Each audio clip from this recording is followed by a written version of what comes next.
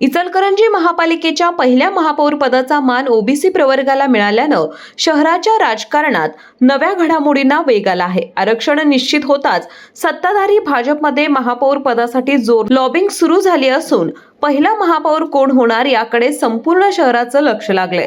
सभागृहातील ज्येष्ठ नेते आणि माजी उपनगराध्यक्ष तानाजी पवार यांचे नाव सर्वाधिक चर्चेत असून माजी पाणी पुरवठा सभापती विठ्ठल चोपडे यांच्याही नावाची चर्चा आहे। याशिवाय प्रदीप धोत्रे, उदय धातुंडे, राजू पुजारी, सतीश मुळीक, सुशांत कलागते यांनाही महापौर पदाची संधी मिळू शकते अशी चर्चा राजकीय वर्तुळात सुरू आहे। दरम्यान ओबीसी महिला प्रवर्गातूनही महापौर पदासाठी काही नावे पुढे येत आहेत। यामध्ये रूपा बुगड, ध्रुवती दळवाई आणि सपना भिसे यांचा समावेश असून महिला महापौराची शक्यता देखील नाकारता येत नाही।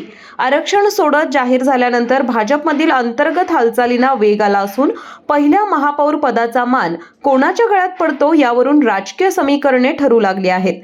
विशेष म्हणजे ही संधी हळवणकर गटाला मिळते की आवाडे समर्थकाला, याकडेही राजकीय निरीक्षकांचं लक्ष केंद्रित झालं आहे। इचलकरंजी महापालिकेच्या पहिल्या महापौरांची निवड ही केवळ पदापुरती मर्यादित न राहता आगामी स्थानिक राजकारणाची दिशा ठरवणारी ठरणार असल्याचं बोललं जात आहे। जनप्रवास लाईव्हसाठी इचलकरंजीहून विठ्ठल बिरांजे।